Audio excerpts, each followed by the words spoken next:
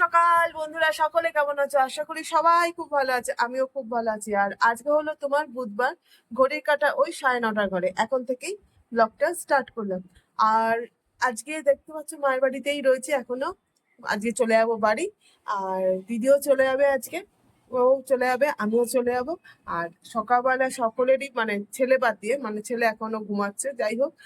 আর ছেলে বাদ দিয়ে আমাদের সবারই টিফিন ব্রেকফাস্ট কমপ্লিট, মানে মা, দিদি, বাবা, আমার। আর দিদি, মা ওরা সব কচুরি খেলো, আমি কচুরি খাইনি, আমি খেলাম হচ্ছে চিড়ে মাখা। কারণ হচ্ছে পেটটা ভালো নেই, পেটের অবস্থা ভালো নেই, পেটটা বড্ড গ্যাসে একেবারে তাণ্ডব করছে পেটের ভেতর। যাই হোক। আর আজকে তোমরা বলবে যে গ্যাসের মধ্যে আবার কেন ইলিশ মাছ? আজকে ইলিশ মাছ বাবা এনেছে, কালকে তার আগের দিন মনে হয় ইলিশ মাছ এনেছে, যে ইলিশ মাছই হবে।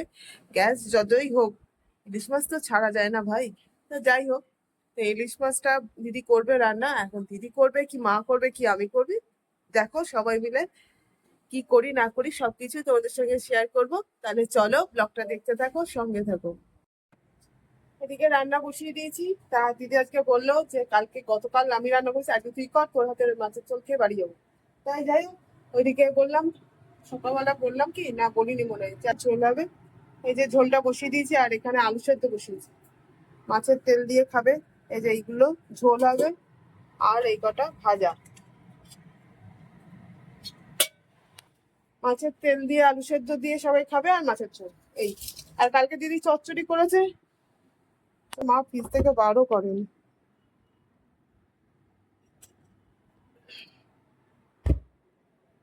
এই চচ্চড়িটা আছে, এটা গরম করব।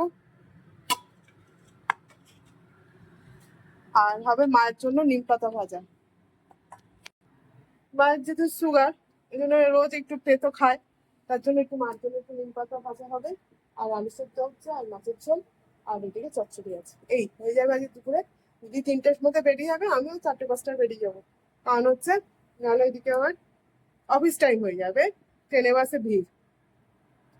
চলো তাহলে এখন মাছের ঝোলটা, মাছগুলো এক এক করে দিয়ে দিই।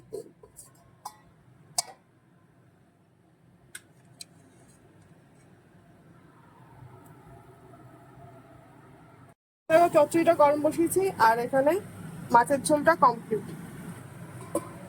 আর এখানে ভাতও বসিয়ে দিয়েছি। তাড়াহুড়ো করছি সব, মানে দুই বোনেই বেরোবো, ও একদিকে আমি ওইদিকে, ওই জন্য। বন্ধুরা, আমাদের লাঞ্চ টাঞ্চ সব কমপ্লিট হয়ে গেছে, আর কমপ্লিট করে বসে আছি মার ঘরে। আর এখন ঘড়ির কাঁটা ওই 2:05 ঘরে। আর দিদি একটু পরে 3টে নাগাদ বেরিয়ে যাবে। 3টের পর দিদি বেরিয়ে যাওয়ার পর পরে আমি একটুখানি ওই 4টে, 4:30 বা আমার জন্য একটু চা করে দিয়ে আমিও বেরিয়ে যাবো। এই যে দিদি শুয়ে আছে, এই যে। আর আমার মা ওই যে ছেলের সামনে বসে আছে। চলো, বাবা ওই ঘরে রেস্ট নিচ্ছে।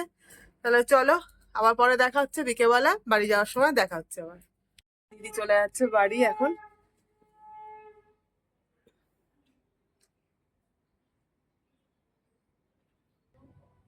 সাবধানে যাবি।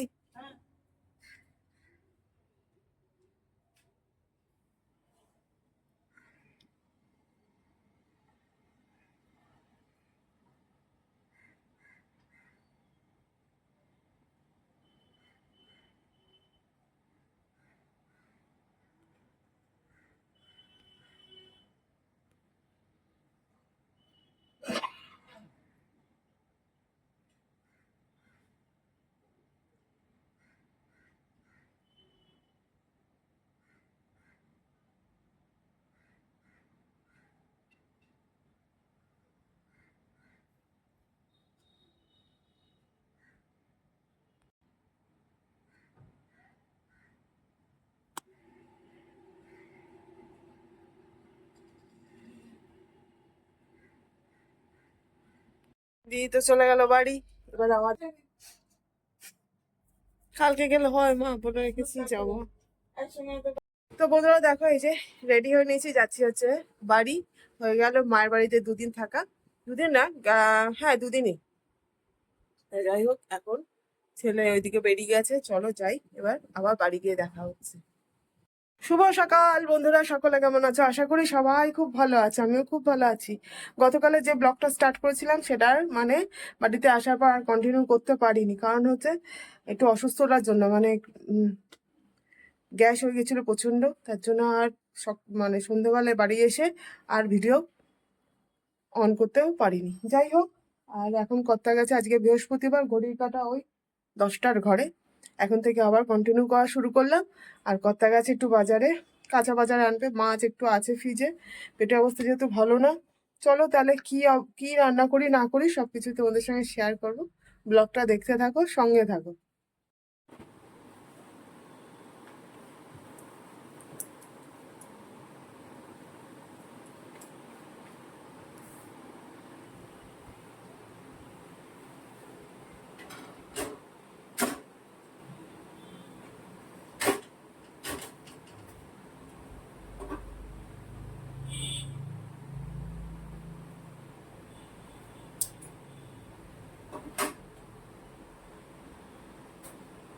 দেখতে পেলে তখন রুটি করছিলাম, রুটি করে নিয়েছি ব্রেকফাস্টের জন্য। আর এখন সব দেবো খেতে।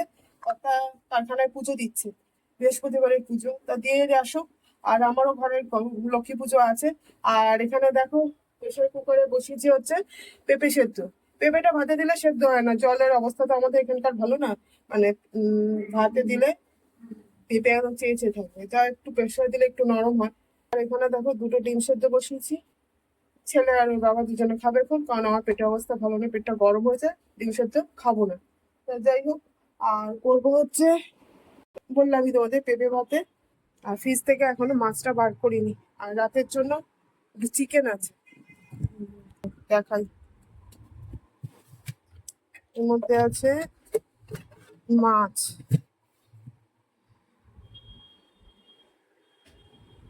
মাছ আছে। আর এর মধ্যে আছে হচ্ছে খাবারই। এক হাতে ফোন ধরে আর এক হাতে বার করা খুব মুশকিল।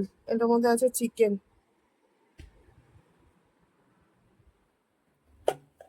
এই যে চিকেন।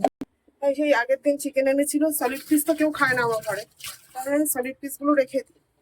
অল্প একটু থাকলেও একটু সস দিয়ে আর একটু ক্যাপসিকাম দিয়ে নেড়ে দিলে, পেঁয়াজ দিয়ে রুটিটা খাওয়া হয়ে যায়।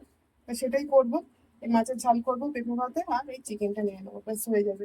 ডিমটা সেদ্ধ হয়ে গেছে, এদিকে কর্তাও কারখানা পুজো হয়ে গেছে, খেতে দিয়ে দিই, ব্রেকফাস্ট দিয়ে দিই সবাইকে, কারণ ঘড়ির কাটা 11টা 10-এর ঘরে এখন কমপ্লিট হয়ে গেছে। কর্তাও ব্রেকফাস্ট করে চলে গেছে, কাজে ঢুকে গেছে কারখানায়। আর আমারও হয়ে গেছে। আর এখন দেখো কড়াইয়ে সাদা তেল নিয়ে নিয়েছি অল্প করে। আর এখানে যে চিকেনটা করব তার জন্য পেঁয়াজ, ক্যাপসিকাম, একটু টমেটো আর চিকেনটাকে ছোট ছোট করে টুকরো করে নিয়েছি। এর মধ্যে দেবো হচ্ছে এই যে আদা রসুন স্ক্যাপারে কুড়ানো, দেবো একটু গোলমরিচের গুঁড়ো,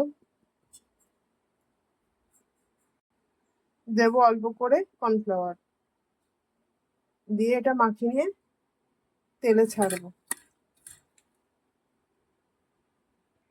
এটা মাখানো হয়ে গেছে, এবারে তেলে ছাড়বো।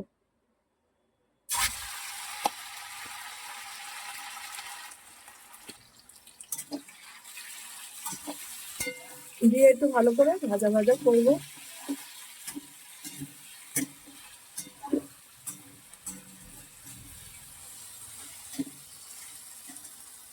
এটা একটু ঢাকা চাপা দিয়ে দেবো।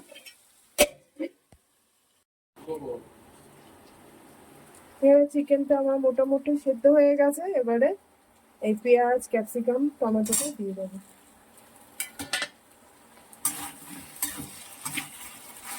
এবারে এর মধ্যে একটু নুন দেবো।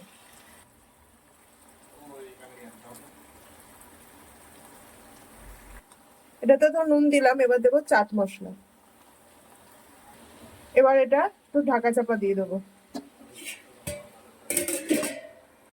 এটা মোটামুটি হয়েছে, এবারে সামান্য একটু কর্নফ্লাওয়ার আর একটু অল্প 1 চামচের মতো টমেটো সস দিয়ে এটা গুলে রেখেছি, এটা দিয়ে দেবো এবারে একটু জুসি হওয়ার জন্য।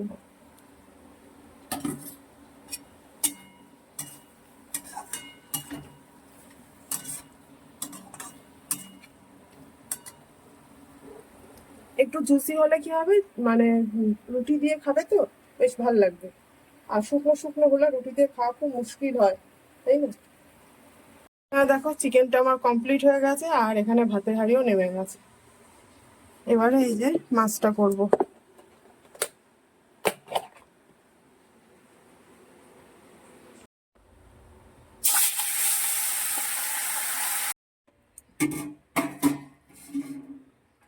এখানে দেখো মাছটা কমপ্লিট হয়ে গেছে।